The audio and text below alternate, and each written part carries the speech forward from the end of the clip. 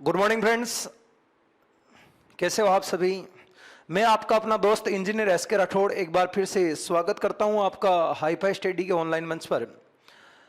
जैसा कि आप सभी को पता है कि अपने एक भूगोल के साथ एक नया विषय स्टार्ट किया था, भारतीय इतिहास, ठीक है ना। और मुझे अच्छा लगा कि भारतीय इतिहास पर आप सभी ने अच्छा सपोर्ट किया, मेरे को अच्छा प्रेम दिया, इसके लिए मैं आप सभी का शुक्रगुजार हूं। इसी के साथ जिस तरीके से आपका सपोर्ट मिला था, आपका प्यार मिला था उस वीडियो के ऊपर, तो उसी वीडियो को वापस अगला दूसरा पार्ट लेकर के आया हूं मैं, जिसमें अपन पढ़ रहे थे अपने भारतीय इतिहास यानी मध्यकालीन भारतीय इतिहास का पार्ट था अपने कौन सा, मुगल काल। यानी कि अच्छा लगा मेरे को कि आप मेरी जो दूसरी सब्जेक्ट जो मैंने स्टार्ट की थी उसको भी आप लोग इतना सपोर्ट कर रहे हो, और आशा करता हूं कि इसी तरीके से आप मेरे को सपोर्ट करते रहोगे और मैं निरंतर आपके लिए इंडियन हिस्ट्री के वीडियो भी अपलोड करता रहूंगा, ठीक है दोस्तों।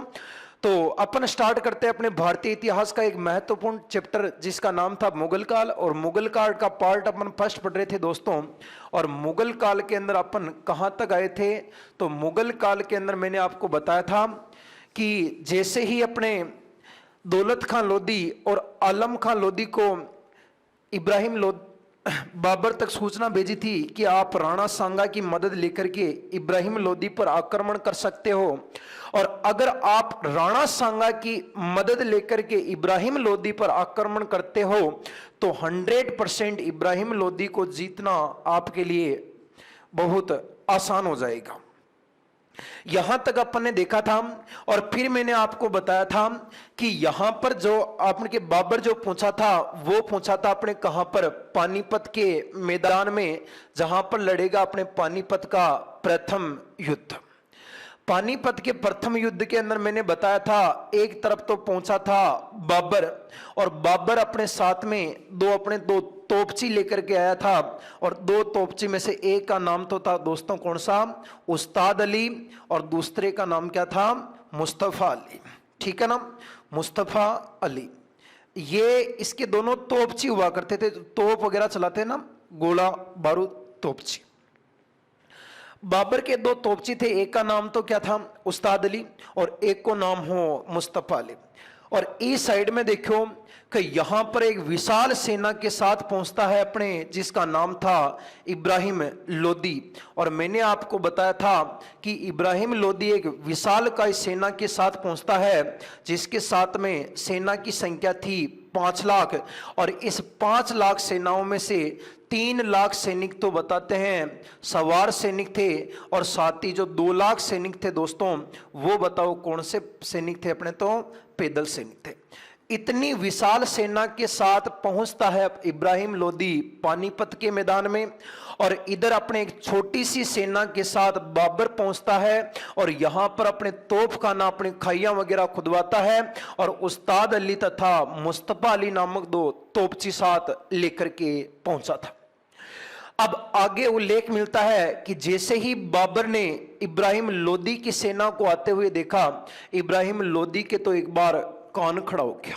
ओ, इब्राहिम लोदी तक तो एक बार हार, इसने तो खुद मन में तो ये सोच लिया था कि भैया अब तो हार निश्चित है, क्योंकि देखो बाबर की एक छोटी सी सैनिक और इब्राहिम लोदी जैसे आदमी के 5 लाख सैनिक है, 3 लाख तो सवार सैनिक, 2 लाख पैदल सैनिक, अब कहां टक्कर ले पाएगा बाबर।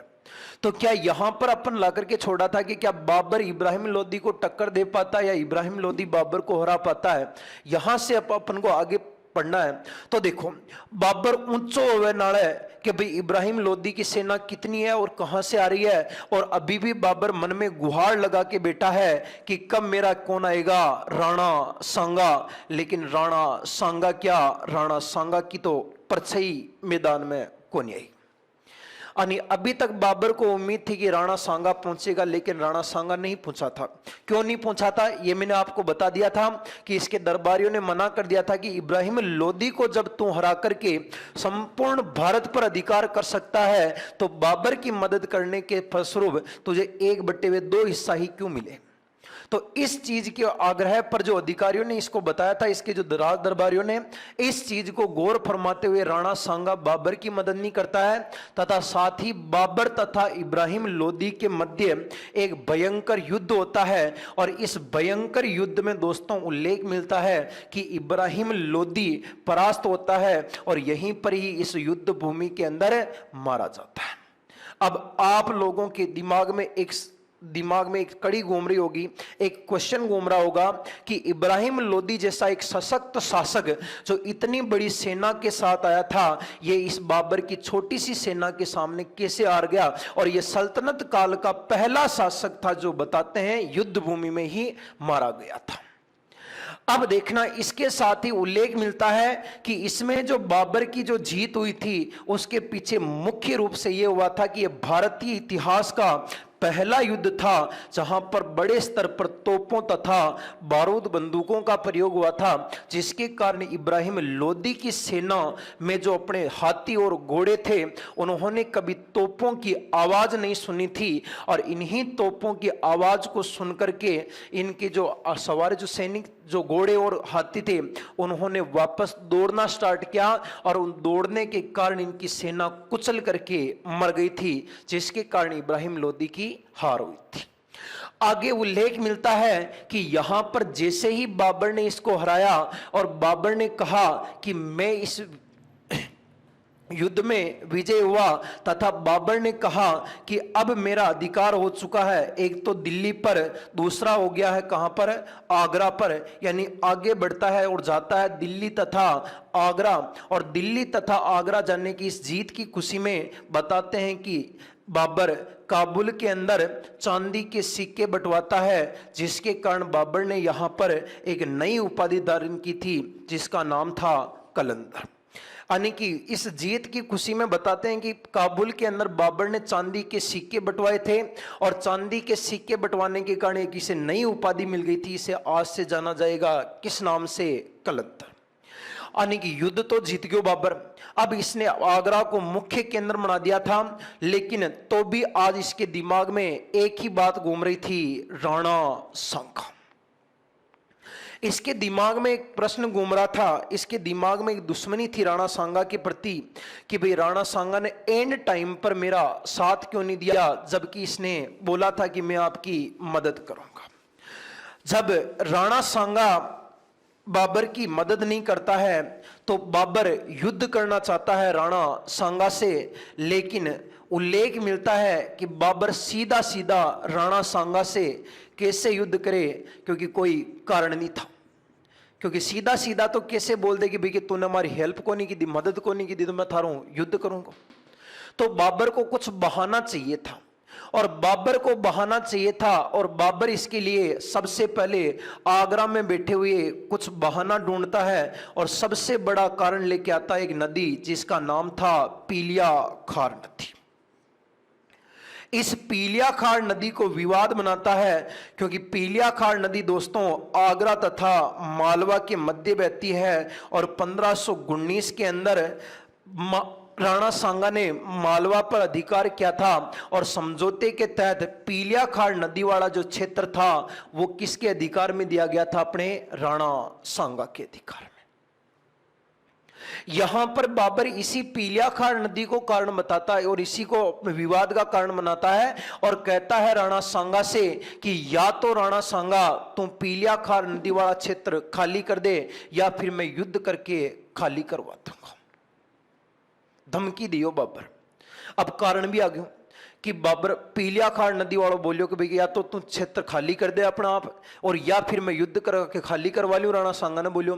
तो राणा सांगा के दिमाग में आई कि यार कि मैंने जब लोदी जैसे सशक्त शासक को 2 बार हरा चुका हूं, तो क्यों ना एक बार मैं बाबर से भी युद्ध करके देखूं, क्या मैं बाबर जैसे शक्तिशाली जो एक बाहरी आक्रमणकारी है इसको हरा पाता हूं या नहीं हरा पाता हूं। इस चीज के लिए राणा सांगा ने कहा ठीक है चल आजा मैदान में, युद्ध के लिए राजी हो गए। उल्लेख मिलता है कि यहां पर बाबर अपने सेनापति के साथ राणा सांगा से युद्ध करने के लिए भेजता है, क्योंकि देखो जब बाबर ने पानीपत का पहला युद्ध जीता था तो इस बाबर को घमंड आ चुका था कि मैंने एक इब्राहिम लोदी जैसे सशक्त शासक को हरा दिया है। ये चीज बाबर के दिमाग में फिट हो गई थी। बाबर को एक तरीके से घमंड सा होने लग गया था कि अब मैं जब चाहूं तब मैं इब्राहिम लोदी राणा सांगा को हरा सकता हूं। इस बात का घमंड आया था बाबर को, और इस घमंड के फलस्वरूप जो इसने दूसरा युद्ध किया था दोस्तों, वो आया था। बाबर बताते हैं कि भरतपुर के अंदर एक जगह लगती है, उस स्थान का नाम है बयाना, और यहां पर आकर के युद्ध लड़ेगा जिसका नाम था बयाना का युद्ध। इतिहास प्रसिद्ध बयाना का युद्ध 16 फरवरी 1527 को संपन्न हुआ था। और इस युद्ध में बताते हैं एक तरफ तो आया था राणा सांगा, एक तरफ तो आया था राणा सांगा, और एक तरफ पहुंचा था बाबर। स्वयं नहीं पहुंच करके बाबर का एक सेनापति आया था जिसका नाम था मेहदी राज ख्वाजा, मेहदी राय ख्वाजा।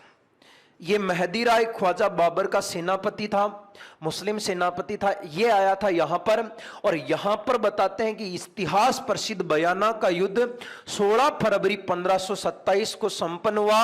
और इस युद्ध के अंदर बताते हैं मेहदी राय ख्वाजा पूर्ण रूप से परास्त होता है और युद्ध भूमि छोड़ करके भाग जाता है, और भाग करके सीधा चला जाता है कहां पर? बाबर के पास।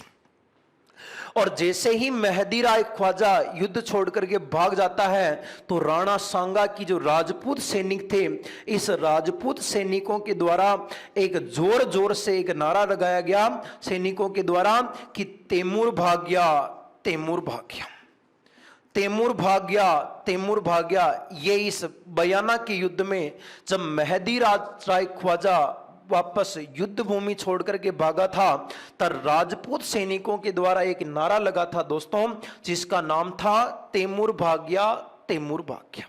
अब देखो नारा क्यों लगाया तैमूर भाग गया, तैमूर भाग गया? क्योंकि आपको मैंने बताया कि बाबर इसी तैमूर की 5वीं पीढ़ी का वंशज था, और तैमूर ने एक विनाशकारी आक्रमण किया था भारत के ऊपर। ये राजपूत सैनिक उसी बात को याद दिला रहे हैं कि आज मेहदी राय ख्वाजा क्या, आज अगर तैमूर भी हमारे सामने होता तो तैमूर भी इसी तरीके से युद्ध भूमि को छोड़ करके भागना पड़ता। इस बात का उल्लेख मिलता है इस बयाना के युद्ध में। जैसे ही इस बयाना के युद्ध के अंदर राणा सांगा की विजय हुई थी, और राणा सांगा को थोड़ा घमंड आ चुका था, क्योंकि राणा सांगा ने 2 बार इब्राहिम लोदी को हरा करके भारतीय सत्ता पर हिंदू सत्ता स्थापित करने के सपने दिखाए थे। और अब इस राणा सांगा को पुनः दिल्ली पर अधिकार करना ज्यादा कठिन कार्य नहीं था। राणा सांगा की सैनिकों तथा राणा सांगा का विश्वास था कि अब मैं जब चाहूं तब दिल्ली पर आक्रमण करके दिल्ली को जीत सकता हूं और पुनः भारतीय सत्ता पर हिंदू स्वराज्य स्थापित कर सकता हूं। उल्लेख मिलता है कि जैसे ही यहां से राणा सांगा ने बयाना का युद्ध जीता, और राणा सांगा के जो सैनिक थे, उन राणा सांगा के सैनिकों ने खुशी खुशी के अंदर जश्न मनाना स्टार्ट कर दिया था, और यही जश्न राणा सांगा के पतन का कारण बना था। देखो जैसे ही इसने अपने मेहदी राय ख्वाजा भाग्यो, युद्ध भूमि छोड़कर बाबर के पास में भाग्यो, और बाबर के जहां नहीं भाग्यो पर मार दियो रे गए। बाबर के जैसा नहीं भाग्यो राणा सांगा का राजपूत सैनिक जोर जोर से नारा लगाया कि तैमूर भाग्यो, तैमूर भाग्यो, तैमूर। क्योंकि बाबर जो है ना, बाबर तैमूर की पीढ़ी का 5वीं पीढ़ी का वंशज बताते हैं, और ये राजपूत सैनिक उसी बात को याद दिला रहे हैं कि आज मेहदी राय ख्वाजा या बाबर क्या, बाबर के जो पूर्वज था तैमूर, अगर ये तैमूर भी हमसे युद्ध करने आता तो ये भी हमारे सामने नहीं टिक पाता, और ये भी इसी तरीके से युद्ध भूमि को छोड़ करके भागना पड़ता था। इसलिए यहां पर इन राजपूत सैनिकों ने एक नारा लगाया था कि तैमूर भाग गया, तैमूर भाग गया। और यहां पर दिल्ली पर शासन करना अब राणा सांगा के लिए कठिन नहीं था, और यहां पर राणा सांगा के सैनिकों ने खुशी खुशी में जश्न मनाना प्रारंभ कर दिया, और यही जश्न इनके पतन का प्रमुख कारण बना था। उल्लेख मिलता है कि बाबर जो था दोस्तों, इस बाबर का जो पूरा नाम था, मैंने बताया था कि बाबर के पिता की उपाधि थी मिर्जा, और बाबर के जो पिता का नाम था मिर्जा उमर शेख, और बाबर का पूरा नाम था मिर्जा जहीरुद्दीन बाबर। और ये तैमूर की पीढ़ी का, 5वीं पीढ़ी का वंशज बताते हैं कि जैसे ही ख्वाजा युद्ध भूमि से छोड़कर जाता है और ये जात करके सीधा पहुंचता है बाबर के पास, और बाबर को जाके बोलता है, अरे हार गयो रे, कूट काटियो रे भया बाबर, थारा चक्कर में माने मरवा दे तो। बाबर ने टेंशन हो गया, बाबर क्यों कहे, राणा सांगा की इतनी हिम्मत है, एक तो युद्ध में हमारी सहायता को नहीं की थी, एक पीलियाखार वालों क्षेत्र खाली को नहीं करियो, और एक और हमारा सैनिक है कूटकुटार भुआ थे। बताते हैं कि हालत खराब कर दी थी इस ख्वाजा की। जैसे ही ख्वाजा के पास में उल्लेख मिलता है कि ख्वाजा ने जैसे ही बाबर को यह संदेश दिया और बाबर अगले युद्ध की तैयारी के लिए निकल पड़ता है और भरतपुर से, बयाना से थोड़ा आगे एक स्थान पर पहुंच जाता है, उस स्थान का नाम था खानवा, और यहां पर होगा अब खानवा का युद्ध।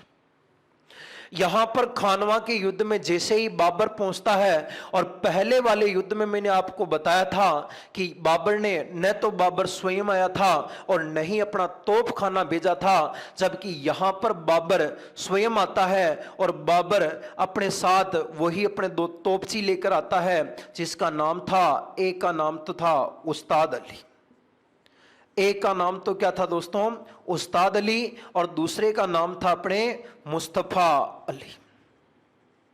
यहां पर ये दोनों ही अपने तोपखाने लेके आते हैं, और यहां पर वही युद्ध नीति जो अपने सीखी थी बाबर ने, कौन कौन सी सीखी थी, तो इसने 2 युद्ध नीति सीखी थी, एक तो तुलगमा, एक तोपखाना। यहां पर बाबर युद्ध भूमि तैयार करता है और अपने अनुकूल परिस्थितियां बना लेता है, जबकि इसको पता था कि राणा सांगा जो है वो राणा सांगा अभी जश्न में डूबा हुआ है, और इस कारण से राणा सांगा को जैसे ही बाबर अपनी अनुकूल परिस्थिति बनाता है, और बाबर ने फोन लगाया राणा सांगा के, आजा भया खानवा के अंदर, युद्ध भूमि तैयार है, हमारी सेना तैयार है, और तुम भी पहुंच जाता सेना के साथ, और अब होगो खानवा को युद्ध, ई भूमि में तुम पदार्थ। बताते हैं कि राणा सांगा की सेना इतने दिन तक तो जश्न में डूबी थी, और एक बार तो राणा सांगा के भी कान खड़े हो गए यार कि अचानक से ये क्या हो गया, अब अचानक से युद्ध की तैयारी कैसे करे, क्योंकि आराम मजो ले रहा, रानी रंगीले का गाना चल रहा, ले नाच मारी बीननी, और अब क्या करे। राणा सांगा, अचानक से राणा सांगा के विचार दिमाग में आया कि राणा सांगा ने भारतीय राजपूत इतिहास में एक प्रथा का प्रचलन किया था, जिसका नाम था पाती पर्वन प्रथा, और इस पाती पर्वन प्रथा का मतलब होता है निमंत्रण। निमंत्रण भेजा। मैंने आपको बताया था कि राणा सांगा के झंडे के नीचे 7 राजा 9 राव और 104 सरदार चले थे, सरदार चला करते थे, और ये एनी टाइम किसी भी वक्त राणा सांगा की मदद के लिए तत्पर रहते थे। इतना बड़ा मेवाड़ का शासक था अपना राणा सांगा। तो राणा सांगा ने इस पाती पर्वन प्रथा के तहत निमंत्रण भेजा 7 राजा 9 राव और 104 सरदारों को, और इस 104 सरदार 7 राजा और 9 रावों में से इसकी जो मदद करने के लिए आया था वो कौन कौन था दोस्तों? तो सबसे पहले चंदेरी का राजा मेदिनी राय, इब्राहिम लोदी का भाई जिसका नाम था महमूद लोदी, दिल्ली से, महमूद लोदी दिल्ली से, मारवाड़ का शासक राव गंगा, और राव गंगा का पुत्र जिसका नाम था मालदेव, ये भी पूछा था इस युद्ध भूमि में। बीकानेर के जैत सिंह का पुत्र जिसका नाम था कुंवर कल्याणमल, ये भी आया था यहां पर कुंवर कल्याणमल। आमेर जयपुर का शासक जिसका नाम था पृथ्वी सिंह, राणा सांगा का ससुर जिसका नाम था नरबद हाड़ा। इसी के साथ जगनेर भरतपुर का शासक था जिसका नाम था अशोक अशोक परमार। इसी के साथ अगला था जिसका नाम था सिरोही का शासक जिसका नाम था अखीराज दुद्धा। अखीराज दुद्धा। राजपूत जाला सरदार जिसका नाम था जाला अज्जा। राजपूत सरदार जिसका नाम था सिलहदी तंवर। इतने सारे जने इस राणा सांगा की मदद के लिए पहुंचे थे राणा सांगा के खानवा के युद्ध में। यानी कि राणा सांगा ने पाती पर्वण प्रथा को दिया था, निमंत्रण भेजा था। इसके झंडे के नीचे 7 राजा, 9 और 104 सरदार चला करते थे। और इस निमंत्रण के ऊपर जो इसकी जो मदद करने के लिए आए थे वो आया था चंदेरी का राजा मेदिनी राय और दिल्ली का शासक इब्राहिम लोदी का भाई महमूद लोदी, मारवाड़ का शासक राव गंगा और उसका पुत्र का नाम था मालदेव, और बीकानेर के शासक जेत सिंह का पुत्र कुंवर कल्याणमल, आमेर जयपुर का शासक पृथ्वी सिंह और राणा सांगा का ससुर नरबद हाड़ा और अपने जगनेर भरतपुर का शासक अशोक परमार, सिरोही का शासक अखीराज दुद्धा, राजपूत जाला सरदार जाला अज्जा और अपने राजपूत सरदार जिसका नाम था सिलहदी तंवर। इतने सारे सेनापति और राजा मिलकर के राणा सांगा की मदद करने आए थे। और बताते हैं कि इस सेना को देखने के बाद ये जो बाबर थे ये बाबर की सेना के तो कान खड़े हो गए। बाबर की सेना तो बोली कि बाबर थूंते मरोगे, थारा चक्र में माने का ही मरवाओगे। इतनी बड़ी विशाल काय सेना के सामने अपनी सेना तो मुट्ठी भर है, अपनी सेना टिकेगी क्या। इस बात का पता चलता है बाबर को कि बाबर की सेना के अंदर निराशा छा रही है। उल्लेख मिलता है कि बाबर की सैनिक बोलते हैं कि इस युद्ध में जीतेगा तो तुम और हारेंगे तो हम, इसका मतलब हम तो थारी हेल्प काहे करेंगे। इसी समय बताते हैं काबुल का एक ज्योतिषी आता है जिसका नाम था महमूद शरीफ और ये महमूद शरीफ आकर के इस युद्ध भूमि में जोर जोर से नारे लगाता है, बाबर हारेगा, बाबर हारेगा। सैनिका ने अब तो विश्वास हो क्यों। सैनिक बोलिया अब तो बाबूजी के द्योई को मतलब तो बाबर तो निश्चित ही हारेगा। कुछ जो मारा था जो बहादुर सैनिका ने, वह बहादुर सैनिक तो मन में सोचा कि यार लड़ाई किए रहा, युद्ध किए रहा, केटा मेरा दर्द ना रो गई, तड़प तड़प के मेरा तो इका साथों तो सीधा चलो राणा सांगा के सामने गर्दन झुका दे और वहां बोल दे कि ले भाई थार तो मारना है, क्या भी मार ला, गर्दन का अपना तलवार चला ले। इका तो सीधा जाकर सर झुका लिया, अगर माफ करेगा तो माफ कर देगा और मारेगा तो एक ही झटका मत मरा देगा। फिर इका करने कम कम दर्द को सामना तो को नहीं करना पड़ेगा।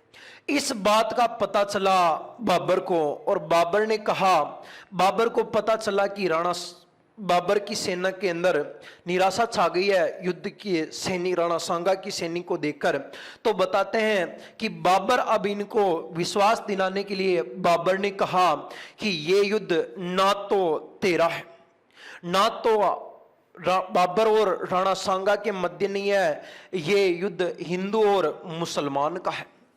वो जो तुम्हारे सामने खड़े हैं वो सब काफिर है, वो सब इस्लाम के शत्रु है और ये हिंदू तथा मुसलमान की लड़ाई है, ना कि राणा सांगा और बाबर की। सैनिक तो भी ठसू मसीह को नहीं, इसने जिहाद का नारा दिया था। बताते हैं कि इसने जिहाद का नारा दिया और इसने धर्म युद्ध पर लाकर के बात छोड़ दी, धर्म पर लाकर छोड़ दी बात। ये बोलिया बाबर बोलियो कि ये न तो मुस्लिम न तो बाबर की युद्ध है न राणा सांगा के बीच है, ये हिंदू और मुसलमान का, अपन सब मुसलमान है वो सब हिंदू है, ये इस्लाम के सब दुश्मन है, शत्रु है। इसलिए युद्ध करना, अगर जिहाद को बचाना है तो इनसे युद्ध करना पड़ेगा। और बहुत लंबो चौड़ो भाषण दो, लगभग 2 घंटा थी विश्व अपने मनोबल बढ़ाने खातिर 2 घंटा तक भाषण दी दो लंबो चौड़ो तक। तो भी सेना के बीच में तो ठसू मसी कौन है, सेना का तो कहानी कड़ा कौन है, सेना तो बोल रही जो परी बोल रही। कुछ सैनिका की आवाज आई बीच में, कर बाबर तो आज आज तने जब धर्म की बात है, आज जब संकट थारा सिर का ऊपर है, मौत मंडरारी तार माथा के ऊपर, जब इतनी बड़ी सेना तार माथा के ऊपर मौत मंडरारी, तब जाकर धर्म याद आयो। अरे अगर तू तो सच्चा मुसलमान ही कहाँ है, अगर तू सच्चा मुसलमान होता तो तू शराब नहीं पीता। बताते हैं बाबर बहुत बड़ो दारूडियो, एनी टाइम शराब का जरीकेन साथ में लेर घूमतो। बाबर ने पता हो कि भाई कटी युद्ध भूमि में राजस्थान चलांगा, भरतपुर खानवा चला, ठेका वेका खुलिया को नहीं खुलेगा। तो जी कारण एनी टाइम शराब का जरीकेन मोटा मोटा जो है ना साथ में ले टैंकर घूमतो हो। तो जैसे ही इन सैनिकों ने कहा कि अगर तू सच्चा मुसलमान होता तो शराब नहीं पीता, क्योंकि सच्चा मुसलमान कभी शराब नहीं पीता। इस बात का पता चलता है, बाबर के पास ये सूचना जाती है, तो बाबर को पता चला कि यार तेरी तो इन खूबियों को जानते हैं तेरे ही सैनिक कि तू शराब पीता है। तो बाबर ने हैंडो हैंड घोषणा की उसी समय कि मैं आज से शराब नहीं पीऊंगा, शराब पर रोक लगाई, शराब बंद कर दिया। और जितने भी इसके पास में जो शराब के बर्तन थे ना, उन बर्तनों को तुड़ाया। और इसने साथ ही एक और घोषणा की कि आज से मुसलमानों पर लगने वाला तमगा नामक व्यापारी कर भी नहीं लिया जाएगा। इतना सारा करने के बाद, इतनी घोषणा करने के बाद बताते हैं कि सैनिकों के अंदर कुछ जोश आया और सैनिकों ने वापस ठानी कि हम राणा सांगा के प्रति युद्ध करेंगे। बताते हैं कि एक बार तो राणा सांगा और बाबर के मध्य ऐसी युद्ध स्थिति बन चुकी थी कि बाबर चंद ही सेकंडों में हारने वाला था। लेकिन उसी समय बताते हैं बाबर अपनी कूटनीति का प्रयोग करता है और राणा सांगा के कुछ विश्वासघाती सैनिकों को साथ में मिला करके ये युद्ध जीतने का प्रयत्न करता। बाबर की सेना के अंदर जो इसका विश्वासघाती सैनिक था सिलहदी तंवर, इस सिलहदी तंवर को अपनी ओर कर लेता है और साथ ही बाबर के विरुद्ध युद्ध करता है, राणा सांगा के विरुद्ध युद्ध करता है। और बताते हैं इस युद्ध के दौरान राणा सांगा घायल हो जाता है और घायल होने की स्थिति में इस बात का पता चलता है राजपूत झाला सरदार झाला अज्जा को। और बताते हैं झाला अज्जा को जब पता चला राणा सांगा घायल हो चुका है, तो युद्ध भूमि से राणा सांगा को सुरक्षित बाहर निकालता झाला अज्जा और इनको सुरक्षित बाहर निकाल करके इसको पहुंचाता है सुरक्षित बसवा दोसा के अंदर।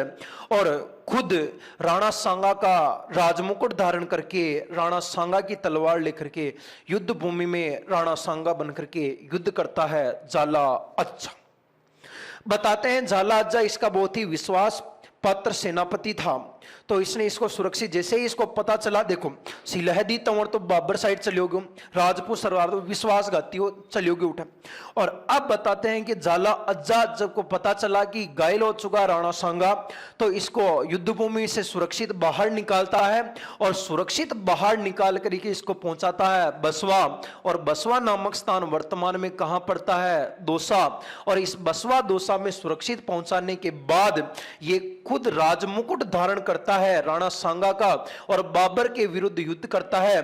और युद्ध करते वक्त बताते हैं कि बाबर के द्वारा मारा जाता है युद्ध भूमि में झाला अज्जा, युद्ध भूमि में मारा जाता झाला अज्जा।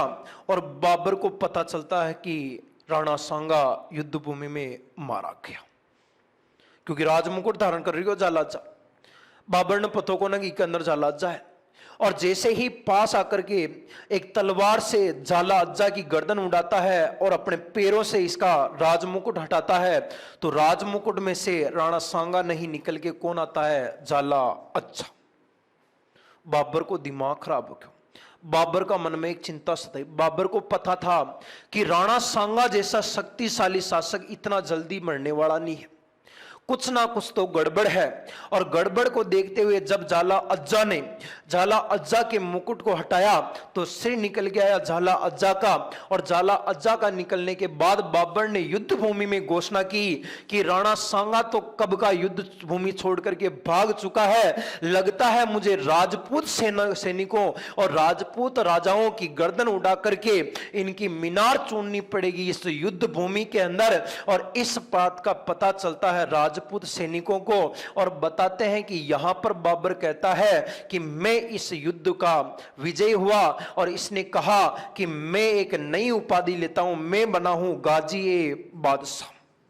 गाजी-ए-बादशाह, मैं इस युद्ध का गाजी हूं। बताते हैं कि यहां पर इसने गाजी-ए-बादशाह की उपाधि ली थी। गाजी का मतलब होता है धार्मिक योद्धा, धर्म युद्ध। क्योंकि देखो इसने बताया था कि यहां पर मैंने आपको बताया था कि इसने इस युद्ध में बाबर ने यहां पर एक तो जिहाद का नारा दिया था और एक इसने अपने जिहाद का नारा और एक गाजी की उपाधि ली थी, जिसके कारण इस युद्ध को बताते हैं कि यह एक प्रकार का धर्म युद्ध था। और इसने गाजी का मतलब होता है धार्मिक योद्धा। इसने कहा था कि मैं इस युद्ध भूमि का धार्मिक योद्धा हूं। और साथ ही साथ बताता है बाबर कि भाई कि बाबर अगर और इस खानवा युद्ध के बाद बताते हैं कि इस बाबर को भारत पर औपचारिक रूप से पूर्ण रूप से सत्ता प्राप्त हुई थी। देखो दो प्रकार के प्रश्न आएंगे। अगर कोई पूछे कि भारत के अंदर मुस्लिम सत्ता की स्थापना कब हुई थी, तो आप बताओगे युद्ध कौन सा? पानीपत का युद्ध। पानीपत के युद्ध के बाद आप लोग बताओगे कि यहां से अपने भारत के अंदर मुस्लिम सत्ता की स्थापना हुई थी। लेकिन दूसरा प्रश्न आपको यह पूछेगा कि भारत के अंदर वास्तविक या औपचारिक रूप से पूर्ण मुस्लिम सत्ता की स्थापना किस युद्ध के बाद हुई थी? खानवा का युद्ध। और इतिहास प्रसिद्ध खानवा का युद्ध कब हुआ था? तो यह हुआ था 17 मार्च 1527 को संपन्न हुआ। और यहां पर औपचारिक रूप से पूर्ण रूप से भारत पर मुस्लिम सत्ता की स्थापना हुई थी। लेकिन उल्लेख मिलता है दोस्तों बाबरनामा के अनुसार, अगर कोई कहता है कि बाबरनामा के अनुसार उल्लेख मिलता है कि राणा सांगा की पत्नी जिसका नाम था कर्मावती, यह प्रत्यक्षदर्शी थी। और इस कर्मावती को बाबर अपनी पांचवी हिंदू पुत्री घोषित करता है। और हिंदू पुत्री घोषित करने के बाद बताते हैं कि बाबर कहता है कि यह युद्ध अनिर्णायक साबित होता है, कि न तो इसके अंदर युद्ध को मैं जीता हूं न ही राणा सांगा जीता। इस बात का उल्लेख केवल बाबरनामा में मिलता है दोस्तों। बाबरनामा में उल्लेख मिलता है कि इसकी जो पत्नी थी राणा सांगा की कर्मावती, इस कर्मावती को बाबर अपनी हिंदू पुत्री घोषित करता है और कहता है कि यह युद्ध अनिर्णायक था। अब आपको प्रश्न पूछेगा, देखो कि आपको दो प्रकार से प्रश्न पूछेगा। पहला तो आपको पूछेगा कि भाई खानवा के युद्ध में विजय किसकी हुई थी? आप क्या बताओगे? बाबर। दूसरा ये पूछेगा कि बाबरनामा के अनुसार खानवा युद्ध का विजेता कौन था? तो खानवा युद्ध का विजेता कोई नहीं था, युद्ध कैसा था? अनिर्णायक था। ध्यान रखना, इस खानवा के युद्ध में भारत में औपचारिक रूप से मुस्लिम सत्ता की स्थापना हुई थी। और यह युद्ध हुआ था 17 मार्च 1527 को। और यहां पर इसने जिहाद का नारा दिया था, तमगा नामक कर को उठाया था और इसमें धर्म युद्ध घोषित हुआ था। धर्म योद्धा बाबर, और इसने गाजी-ए-बादशाह की उपाधि ली थी और इसको धर्म युद्ध लेकर के छोड़ दिया था। उल्लेख मिलता है कि जैसे ही बाबर ने यहां पर राणा सांगा को हराया और अब धीरे धीरे कुछ दिनों बाद राणा सांगा की मृत्यु होती है और शेष राजपूत सैनिकों का नेतृत्व करने के लिए पहुंचता है अगला, जिसका नाम था चंदेरी का राजा। जिसका नाम था चंदेरी का राजा, जिसका नाम था क्या दोस्तों? तो उसका नाम था मेदिनी राय ख्वाजा, मेहदीनी राय। ये मेहदीनी राय जो था दोस्तों चंदेरी का राजा था। और इस चंदेरी का राजा मेदिनी राय चंदेरी का युद्ध करता है बाबर के विरुद्ध। और बताते हैं कि इतिहास प्रसिद्ध चंदेरी का युद्ध कब हुआ था? तो इतिहास प्रसिद्ध चंदेरी का जो युद्ध हुआ था दोस्तों, ये हुआ था 29 जनवरी 1528 के अंदर। इतिहास प्रसिद्ध चंदेरी का युद्ध 29 जनवरी 1528 के अंदर हुआ और इसका नेतृत्व करा था मेदिनी राय, चंदेरी का शासक। और यहां पर उल्लेख मिलता है कि बाबर ने इस युद्ध के दौरान भी जिहाद का नारा दिया था और जिहाद का नारा देकर के इस युद्ध में मेदिनी राय का अंत होता है तथा मेहदीनी राय तथा शेष राजपूत सैनिकों की गर्दन उड़ा करके, गर्दन काट करके यहां पर दीवार बनाता है राजपूत सैनिकों की। यहां उल्लेख मिलता है चंदेरी के युद्ध में। यानी कि चंदेरी का युद्ध हुआ था 29 जनवरी 1528 के अंदर। और इस युद्ध का नेतृत्व कौन कर रहा था? मेदिनी राय। और मेदिनी राय जो है वो अपने राजपूत सैनिकों का नेतृत्व कर रहा था। और यहां पर बाबर ने जिहाद का नारा लगाया था। और जिहाद का नारा लगाने के बाद यहां पर गर्दन उड़ा करके, गर्दन काट करके राजपूत सैनिकों की, और इस चंदेरी के युद्ध में अपने दीवार चुन दी थी राजपूत सैनिकों की। बताते हैं दोस्तों कि जो इसने खानवा का युद्ध लड़ा था बाबर ने, उस खानवा के युद्ध के अंदर बाबर ने पूर्ण रूप से तुलगमा तथा तोपखाना, जो तुलगमा तथा जो तोपखाना युद्ध कलाएं थी, तोपखाना, इनका प्रयोग किया था। तुलगमा और तोपखाना का, तथा बड़े स्तर पर पहली बार राजस्थान के अंदर तोपों का प्रयोग हुआ था, थोड़ा सा ध्यान रखना। और खानवा भरतपुर के अंदर रूपवास तहसील में लगता है। और यहां पर एक मैदान है जिसका नाम है गंभीर नदी का मैदान, उसी के अंदर लगता है खानवा। यानी कि राजस्थान के अंदर पहली बार तुलगमा और तोपखाना जैसी युद्ध कलाओं का प्रयोग हुआ था खानवा के युद्ध में। और चंदेरी का युद्ध होने के बाद, अब देखो चंदेरी के युद्ध के बाद में देखो, जैसे ही चंदेरी के युद्ध के अंदर वहां पर अपने राजपूत सैनिकों का अपने सर काट करके इसने बाबर ने मीनार खड़ी की थी। अब बाबर के सामने नया संकट निकल के आया था, अफगान। बताते हैं कि अफगान नए संकट के साथ बाबर से युद्ध करने पहुंचे थे। क्योंकि देखो मैंने आपको बताया था इब्राहिम लोदी कहां का था? अफगान का, ठीक है ना। यानी इब्राहिम लोदी जब अफगान का था, तो यहां पर बताते हैं कि अफगान के जो इब्राहिम लोदी के जो भाई भतीजे, उसके जो पीढ़ी वाले, उसके जो परिवार वाले थे, वो परिवार वाले युद्ध करना चाह रहे थे बाबर से। और यहां पर बताते हैं दोनों आमने सामने होते हैं, बाबर और अफगान। और ये कहां पर मिलते हैं दोस्तों? गागरा का मैदान में। और यहां पर होता है गागरा का युद्ध। इतिहास प्रसिद्ध गागरा का युद्ध 6 मई 1529 को हुआ था। 6 मई 1529 के अंदर गागरा का युद्ध हुआ था बाबर और अफगानों के मध्य। और बताते हैं कि अफगान जो थे, इनका नेतृत्व कर रहा था बंगाल का शासक जिसका नाम था नुसरत शाह। नुसरत शाह अफगानों का नेतृत्व कर रहा था। और बताते गागरा ऊ को नहीं है, गागरो जो था फेरन खातिर जो आवन काम है वो गागरो को नहीं है, गागरो अलग है। गागरा एक नदी है बिहार के अंदर, ठीक है ना। गागरा नामक नदी है बिहार में, बिहार को सो के वहां पर युद्ध हुआ था। बताते हैं कि ये जो युद्ध हुआ था आधा थल में और आधा जल में हुआ था। यानी आधा थल व जल का युद्ध हुआ था गागरा का युद्ध। और बताते हैं कि यहां पर भारतीय इतिहास का पहला युद्ध हुआ था जहां पर बड़े स्तर में इस युद्ध में नावों का प्रयोग हुआ था।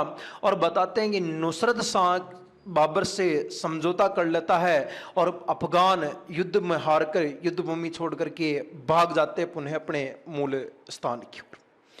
यह हुआ था अपने गागरा का युद्ध। बताते हैं कि गागरा का युद्ध बाबर का लास्ट युद्ध था, अंतिम युद्ध था। इसके बाद में बाबर कोई युद्ध नहीं करेगा। तो यहां पर नावों का प्रयोग हुआ था, जल तथा थल में युद्ध लड़ा था। अब देखो अपने बाबर के बारे में।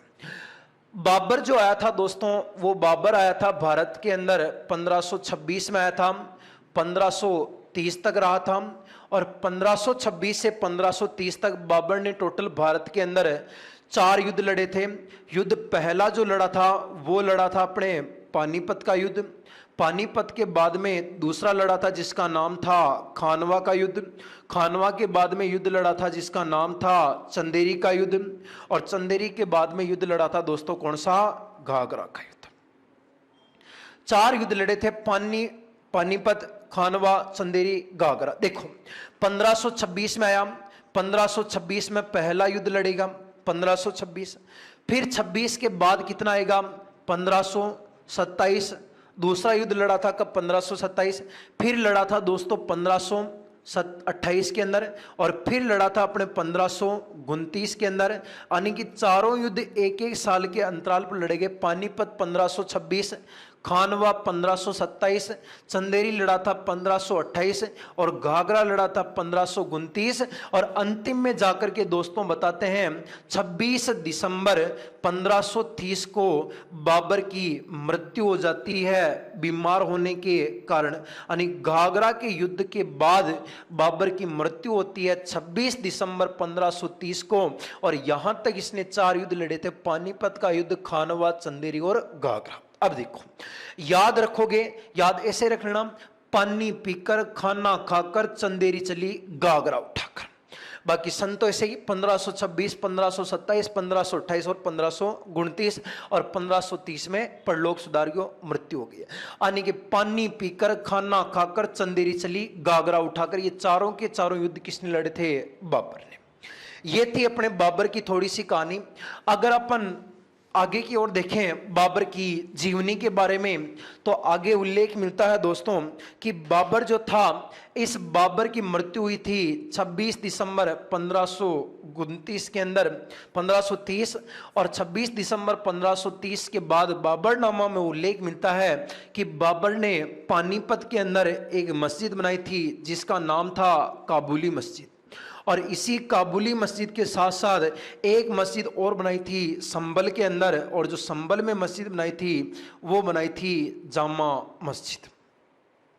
2 मस्जिद बनाई, एक तो पानीपत में काबुली मस्जिद और एक बनाई थी संभल में जामा मस्जिद। और इस बाबर का एक सेनापति था दोस्तों, उस सेनापति का नाम था मीर बाकी। और इस मीर बाकी ने 1528 में अयोध्या में स्थित राम मंदिर को तुड़वाया और यही राम मंदिर को तुड़वाने के बाद यहां पर बनाई थी बाबरी मस्जिद। और इस बाबरी मस्जिद जो आप लोग बनी थी, आपके जो मंदिर मस्जिद का विवाद है, ये यही इसी मीर बाकी की देन है, जो कब से चल रहा है? 1528 से। बताते हैं दोस्तों 26 दिसंबर 1530 को जब बाबर की मृत्यु हुई थी, तो बाबर की एक अंतिम इच्छा थी कि मेरे को उसी जगह दफनाया जाए जहां से मैं आया था। यानी कि कौन सी जगह पर दफनाना था? काबुल। लेकिन कुछ समय के लिए इसे आगरा में दफनाया गया और आगरा के बाद वापस सबको निकाल करके इसे काबुल में दफनाया गया। और वर्तमान में काबुल के अंदर बाबर का क्या बना है? मकबरा। यह भी थोड़ा सा ध्यान रखना। इसी के साथ उल्लेख मिलता है कि बाबर ने पहली बार 1526 के अंदर एक विभाग की स्थापना की थी जिसका नाम था सरहते आम। और यही सरहते आम को वर्तमान के अंदर सार्वजनिक निर्माण विभाग के नाम से जाना जाता है। सार्वजनिक निर्माण विभाग, अगर कोई कहता है भारतीय इतिहास में पहली बार सार्वजनिक निर्माण विभाग की स्थापना किसने की थी? बाबर ने, जिसे पहले कहते थे सरहते आम। स्थापना कब की थी? 1526 में। और बाबर के द्वारा 2 मस्जिदें बनी थी, पानीपत में काबुली मस्जिद, संभल में जामा मस्जिद। और मीर बाकी के द्वारा 1528 में राम मंदिर को तुड़वा करके बाबरी मस्जिद बनाई थी। और 26 दिसंबर 1530 को अंत हुआ था और अंतिम इच्छा के स्वरूप काबुल में दफनाना था, लेकिन आगरा में दफनाया गया और कुछ समय बाद वापस निकाल करके काबुल में दफना करके बाबर का मकबरा बनाया गया। और 1526 के अंदर सरहते आम यानी सार्वजनिक निर्माण की स्थापना की थी बाबर ने। अब देखो, बाबर की थोड़ी फैमिली बैकग्राउंड की बात कराना है तो यो अपना बाबर। इस बाबर के देखना दोस्तों 3 पत्नियां थी। सबसे बड़ी बेगम का नाम था माही बेगम, सबसे बड़ी बीवी का नाम था माही बेगम। दूसरे नंबर की बेगम का नाम था गुलरुख बेगम, दूसरे नंबर की बीवी का नाम था गुलरुख बेगम और तीसरे नंबर की बीवी का नाम था दिलदार बेगम। 3 पत्नियां थी बाबर के, माही बेगम, गुलरुख बेगम, दिलदार बेगम। अब देखो, सबों बड़ी कौन सी ही? माही बेगम। और सबसे बड़ी होने के कारण इसके एक पुत्र का उत्पन्न हुआ था जो बाबर का उत्तराधिकारी था, जिसका नाम था हुमायूं। और दिलदार बेग देखो, सबों छोटी जो हो ना वहां दिल ज्यादा लगा हुआ है। जान के थका साथ में यानी कि परिस्थिति बन जाओ, जान के 3-3 शादियां हो जाओ, तो 3-3 शादियां होने के बाद में था ना सबों ज्यादा प्रेम को, सबों ज्यादा दिल कोई में लगा होगा। जो समूह छोटी होगी वहां दिल ज्यादा लगा होगा ना, ठीक है। एक होने संभलेगी तेना 3-3 शादियां कर हे क्या करेगो थे ना। आणि दिलदार बेगम दिल ज्यादा लगाता और दिलदार बेगम एनी टाइम बाबर के सामने गानों गाती थी। मिसरी को बाग लगा दे रसिया, नीम की निम्बोली माने खारी लाख। एनी टाइम गानों गाती है। तो बाबर ने बताते हैं आगरा के अंदर दिलदार बेगम के लिए एक बाग बनाया था जिसका नाम था नूरे अफगान बाग। और बताते हैं इस नूरे अफगान बाग को वर्तमान के अंदर आगरा में आराम बाग के नाम से पुकारते हैं। और यही आराम बाग भारत का पहला बाग था जो जामितीय पद्धति पर बना हुआ बाग है। यानी बाबर के पत्नियां कतरी ही तीन। पहली को नाम कहियो माही बेगम, दूसरी को नाम कहियो गुलरुख बेगम और तीसरी को नाम कहियो दिलदार बेगम। और माही बेगम पुत्र कुण सो प्राप्त हो हुमायूं। और दिलदार बेगम के लिए बाग बनायो आगरा में जी को नाम थो नूरे अफगान बाग। और यहां पर इसे वर्तमान में क्या बोलते हैं, आराम बाग। और यह भारत का पहला बाग था जहां जो अपने जामितीय पद्धति से निर्मित बाग था। ये दोस्तों अपने बाबर की कुछ छोटी सी कहानी थी जो मैंने आपको बताने का प्रयत्न किया है। अगर अच्छा लगा है तो वीडियो को लाइक कमेंट शेयर जरूर करना। और अधिक से अधिक अगर आप हमारे चैनल पर नए जुड़े हो तो चैनल को सब्सक्राइब जरूर कर लेना। क्योंकि देखो यार हम इतना प्रयास कर रहे हैं आपके लिए कि धीरे धीरे देखो धीरे धीरे बनता ही अपना परिवार बनेगा। तो हार तो माननी नहीं वैसे, क्योंकि बाबर ने हार नहीं मानी, 4-4 युद्ध कर दिया, 3-3 लगोए ले आयो। तो इस तरीकों आप बाबर की कहानी को आज यहीं समाप्त करते हैं। और इसके बाद में अपन जो बाबर का जो अपना उत्तराधिकारी होगा, और बाबर का उत्तराधिकारी कौन होगा, हुमायूं। नेक्स्ट पार्ट के अंदर बाबर का उत्तराधिकारी हुमायूं अपन वीडियो के माध्यम से पढ़ेंगे।